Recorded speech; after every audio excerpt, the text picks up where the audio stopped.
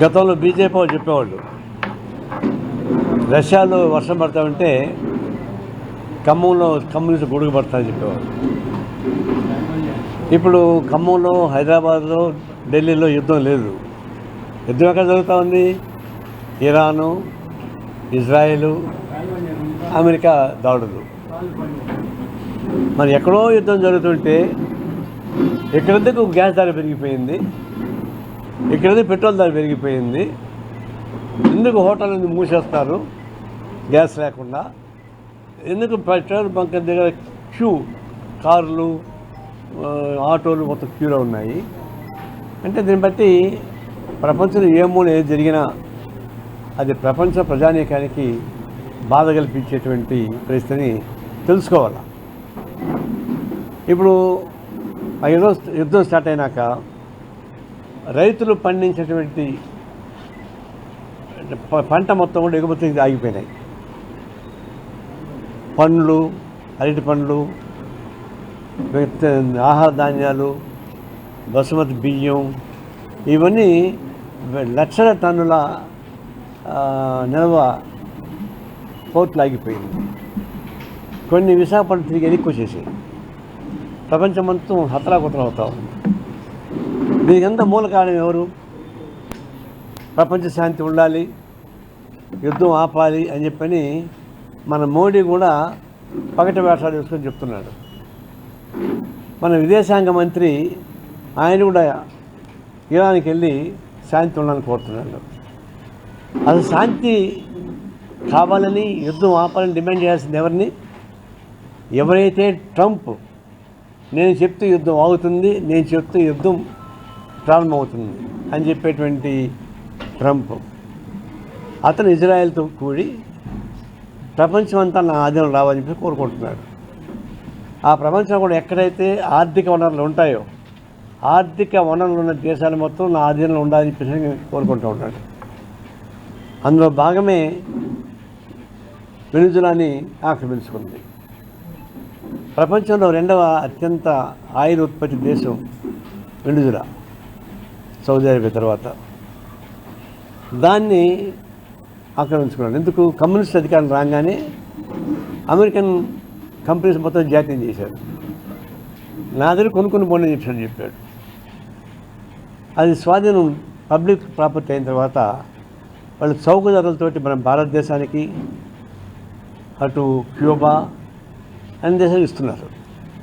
వాళ్ళ దేశంలో ప్రతి ఒక్కరికి సదుపాయాలు కల్పించారు. ముఖ్యంగా విద్య, వైద్యం, ఇంటింటికి సంబంధించినటువంటి సంక్షేమ కార్యక్రమాలు. అయితే అమెరికన్ కంపెనీకి నష్టం వచ్చింది. అందువల్ల దాని అమెరికన్ కంపెనీకి స్వాధీనం చేసుకోవడానికి ఉన్న పలంగా వచ్చి అర్ధరాత్రి మొగుడు పిల్లాన్ని తీసుకెళ్ళిపోయాడు. ప్రజల చేత ఎన్నుకోబడిన ప్రెసిడెంట్ని వాళ్ళ భార్యని తీసుకెళ్ళిపోయాడు. ప్రపంచం ఇది ఫస్ట్ టైం ఒక దేశం అధినేతని అట్లా కిడ్నాప్ చేసి తీసుకెళ్ళిపోవడం. అంతకుముందు ఏమన్నాడు? వెనిజులా తిరిగి మీరు కొనబాకండి అన్నాడు ట్రంప్ మనల్ని. ఇప్పుడేమంటాడు? వెనిజులా నుంచి కొనుక్కోండి అంటున్నాడు. ఎందుకంటే వెనిజులా వాళ్ళ ఆధీనం అయిపోయింది, అమెరికా వాళ్ళు అమ్ముతున్నారు, కొనుక్కోమని చెప్తున్నాడు. ఇప్పుడు అదే ఇరాన్లో కూడా ఆయిల్ నిక్షేపాలు బాగున్నాయి. చాలా పవర్ఫుల్ కంట్రీ. వెనిజులా కన్నా పవర్ఫుల్ కంట్రీ ఇరాన్. వాళ్ళ దగ్గర అన్ని రకాల ఆయుధాలు ఉన్నాయి. ఇప్పుడు వాటిపైన పెట్టాడు. చివరికి కొమెనీని చంపేశారు గురిపెట్టి. ఇప్పుడు నేను చెప్పిన వాడు ప్రెసిడెంట్గా ఉండాలి, నేను ఒప్పుకొని అంటున్నాడు. ఇప్పుడు వెనిజులాలో కూడా వాళ్ళు అనుకున్న వాడిని పెట్టుకున్నాడు ప్రెసిడెంట్గా. ఇప్పుడు ఇరాన్లో కూడా ఏమంటున్నాడంటే నేను చెప్పిన వాడిని పెట్టండి, లేదంటే నేను చంపేస్తాను అందరినీ, నేను ఒప్పుకునే ప్రసక్తి. ఇప్పుడు యుద్ధం ఆపేస్తా, అయితే నేను చెప్పిన వాడు ప్రెసిడెంట్గా ఉండాలి. అంటే ఈ 1500 కిలోమీటర్ల అవతల ఉన్నటువంటి అమెరికా వాడు ఇరాన్లో ఎవరు అధ్యక్షుడు ఉండాలని చెప్తాడా? అదే ప్రజానికి ఏమయ్యారు వాడు అనుకుంటారు కదా. అక్కడ కూడా ఈ సముద్ర నిక్షేపం స్వాధీనం చేసుకోవడానికి ఏర్పాటు చేసుకుంటున్నారు. అంతకుముందు సద్దాం హుస్సేన్ చంపింది అందుకే ఇరాక్లో. అక్కడ ఉన్నటువంటి ఆయిల్ మొత్తం జాతీయం చేసుకోవడానికి ఏర్పాటు చేశాడు. ఇప్పుడు క్యూబా మీద దాడి చేయడానికి ట్రై చేస్తున్నాడు. ఇప్పుడు క్యూబా ఒకటే కదా గట్టిగా దీనిలో ఉండేది. అంటే దీనికి వ్యతిరేకంగా ఉండే వాళ్ళందరినీ కూడా దాడులు చేసేటువంటి స్థితికి తీసుకొచ్చాడు. ఇజ్రాయెల్ ఉసుకొల్పి లెబనాన్ని పాలిస్తాన్ లేకుండా చేస్తున్నాడు. ఇది ఇజ్రాయెల్ ఒక దుర్మార్గమైనటువంటి టెర్రరిస్ట్ దేశం. ఈ టెర్రరిస్ట్ దేశానికి నాయకుడు ట్రంప్. ఆయన అత్యంత పెద్ద టెర్రరిస్ట్. ఈ ప్రపంచంలో టెర్రరిస్ట్ ఉంటే ట్రంప్, తర్వాత ఇజ్రాయెల్ ఉన్నటువంటి వాళ్ళు తప్ప ఇంకోటి కాదు. వీళ్ళని అదుపు చేయడానికి ప్రపంచ దేశాలు ప్రయత్నం చేయాలి.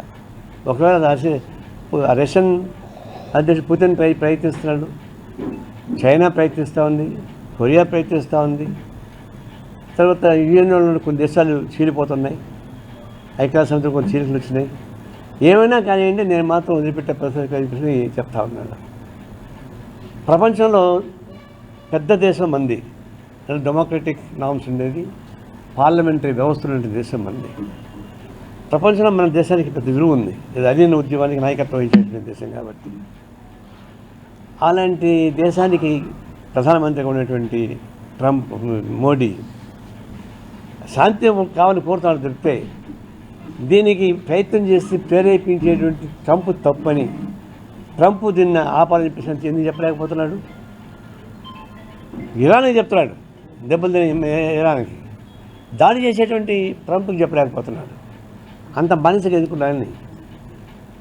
ఇందిరాగాంధీ ఉన్నప్పుడు ప్రైమ్ మినిస్టర్గా బంగ్లాదేశ్ ఇది వచ్చినప్పుడు అమెరికన్ వాళ్ళు బెదిరించారు. అప్పుడు నెక్స్ట్ అలా ఎవరు ఉన్నారు ప్రెసిడెంట్గా. మీరు జోక్యం పుచ్చుకోకూడదంటే నాకు తెలుసు ఎవరితో నేతృత్వం ఉండాలో మేము డిసైడ్ చేసుకుంటామని చెప్పింది. ఎదురుగా చెప్పేసి ఆ మాత్రం ధైర్యం లేదా? ఇందిరాగాంధీకి ఉన్న ధైర్యంలో కనీసం కాలు వంతు కూడా లేదా? అంత భయపడాల్సిన అవసరం ఏమొచ్చింది? ఒక్క మాట చెప్పండి. మా భారతదేశంలో మేము చెప్తున్నాం శాంతి కావాలి, దానికి ట్రంపే ప్రేరేపిస్తున్నాడు, ట్రంప్ ద్వారా ఇజ్రాయెల్ ప్రేరేపించబడతా ఉంది, ఈ రెండు ఆపండి మీరు అని చెప్పేసి ఒక మాట చెప్తే దానికి ఎంత బలం వస్తుంది ప్రపంచంలో? కానీ చెప్పలేకపోతున్నారు. ఇంత ఒక విధంగా బానిసత్వానికి మించిన బానిసలుగా నిజాం నవాబ్కి దగ్గర బానిసలు ఉండేవాళ్ళు. నేను బానిసం ద్వారా అని చెప్పేసి అని పేరప్పుడు ఆ బానిసం ద్వారా అనేవాళ్ళు తిరుగుబాటు చేశారు నిజాం నవాబ్ వ్యతిరేకంగా. కానీ మోడీ పద్ధతి మాట లేకుండా పోతున్నాడు. అంటే బానిస కన్నా ఇంకా మరింత బానిసతో కూడుకున్నట్టు ప్రధానమంత్రి మనకు ఉన్నది ఒక సిగ్గుచేటుగా కనిపిస్తూ ఉంది. అందువల్ల ఇప్పుడు ఏమవుతుంది, మొత్తం ప్రపంచంతో అగ్ని గుణంగా మారిపోతా ఉంది. ఆర్థిక వ్యవస్థను దెబ్బతీసే పద్ధతుల్లో గనులపైన, ఆయిల్ బావులపైన దాడులు చేస్తూ ఉన్నారు. దీనికి వాళ్ళ విశేషం ఉండదు. దాదాపుగా 30 దేశాలకి ఇది ఎఫెక్ట్ అయిపోయింది. మూడవ ప్రపంచ యుద్ధం అంచుల్లో ఉంది. ఇప్పుడు మూడవ ప్రపంచ యుద్ధం వస్తుంది రావాలని మేము కోరుకోవడం లేదు, కానీ అంచుల్లో ఉంది. చివరికి ఎంతవరకు వచ్చింది? కాలిఫోర్నియా అమెరికాలో చాలా రిచెస్ట్ స్టేట్ అది. కాలిఫోర్నియాలో కూడా రాకెట్ దాడి చేయించాడు. ఎందుకు చేస్తారు వాళ్ళు? ఇరాన్ వాళ్ళు చేశారు. ఎందుకు వాళ్ళపైన దాడులు చేస్తున్న వాళ్ళు కూడా చేస్తారు, తిరుగుబాటు చేస్తారు. అమెరికా వాళ్ళు ఇప్పుడు దాకా ఏంటంటే ఇతర దేశాలపైన దాడులు చేస్తారు తప్ప వాళ్ళ దేశం పైన పొరపాటు ఒక గుండు కూడా పేలనీరు. ఫస్ట్ టైం లాడన్ చేశాడు ఆ పని, అది మనం ఎప్పుడు చేయలే. ఇప్పుడు వాళ్ళ దేశం మీద దాడులు చేసే పరిస్థితి వచ్చేసింది. అందువల్ల ఇది చాలా ప్రమాదకరమైంది. ఇప్పటికైనా మన భారత ప్రధానమంత్రి ఒక ఆత్మధైర్యంతో, తర్వాత ఆత్మగౌరవంతో, నీ గౌరవం కాదు, భారత ప్రజానీకం 140 కోట్ల ప్రజానీకం యొక్క ఆత్మగౌరవాన్ని కాపాడాల్సిన బాధ్యత మోడీకి ఉందని చెప్పేసి నేను స్పష్టంగా చెప్తా ఉన్నాను. దీనిపైన ప్రపంచ దేశాలు ఒపీనియన్ వస్తూ ఉన్నాయి. ఎప్పటికైనా సరే ఈ దుందుడుకు వాదం, ట్రంప్ చేసినటువంటి అక్రమ ప్రకటనలు ఇవి ఖచ్చితంగా ప్రపంచ ప్రజాస్వామ్యం నోరు మూయిసని చెప్పి గట్టి నమ్మకం మాకు ఉంది. అది తప్పదు, చేస్తారు. ఇప్పుడు మనకు భారతదేశంలో ఉన్నటువంటి పరిస్థితి చాలా అధ్వానంగా ఉన్నాయి. మనకు ఉన్నటువంటి చెప్తా ఉన్నారు, భారత అధ్యక్షురాలు ముర్ము, ఆమె ఆదివాసీ మహిళ, ఆమె పశ్చిమ బెంగాల్ పోతే ఆమెని అవమానపరిచింది మమతా బెనర్జీ అని చెప్పేసి అని చాలా వాపోతున్నారు. మోడీ బాధపడిపోతున్నాడు పాపం, మురుగుని అవమానపరిచిందని చెప్పేసి. గౌరవించాల్సిందే, నేనేం కాదనలే. కానీ ఒక మాట చెప్పాను గట్టిగా, ఆదివాసీ మహిళగా ఉన్నటువంటి మురుగుని అధ్యక్షుడిగా తీసేసి ఎందుకు పెట్టారు? అంతకుముందు వైస్ ప్రెసిడెంట్గా ఉన్నటువంటి వెంకయ్య నాయుడు గారు ఆటోమేటిక్గా ప్రెసిడెంట్ అవ్వాలా, అతను పక్కన పెట్టి ఈమెను తీసేసి పెట్టారు? దానికి కారణం అవుతుంది. ఇప్పుడు ఆపరేషన్ కగారు చెప్పారే, దానికి మూల కారణం ఇది. అడవి హక్కుల చట్టాన్ని మార్చాలి. అడవి హక్కుల చట్టాన్ని మార్చాలంటే ప్రెసిడెంట్ ఆఫ్ ఇండియా సంతకం పెట్టాలి. ప్రెసిడెంట్ ఆఫ్ ఇండియా సంతకం పెట్టాలంటే వెంకయ్య నాయుడు వంటి పెట్టరు, సాధ్యం కాదు. కాబట్టి ముళ్ళుతోనే తీయాలి. ఆదివాసీ మహిళగా ఉంటే మురుగుని తీసుకొచ్చి అధ్యక్షురాలుగా చేసి ఆమె ద్వారా 2023లో అటవీ హక్కుల రాజ్యాంగాన్ని, అటవీ హక్కుల్ని మార్చేశారు. 2023లో మార్చారు. అంటే అడవి భూముల పైన కేవలం ఆదివాసీకి హక్కు కాదు, దాన్ని మోడరైజ్ చేయడానికి ఉపయోగపడేటువంటి చట్టాలు మార్చేశారు. అందుకని ఇప్పుడు కార్పొరేట్ కంపెనీస్కి అన్నిటికీ రోడ్లు వేసుకోండి, రెస్టారెంట్స్ పెట్టుకోండి అని చెప్పేసి ఇచ్చేస్తున్నారు. అడవి భూములు మొత్తం కేటాయింపులు చేసేస్తున్నారు.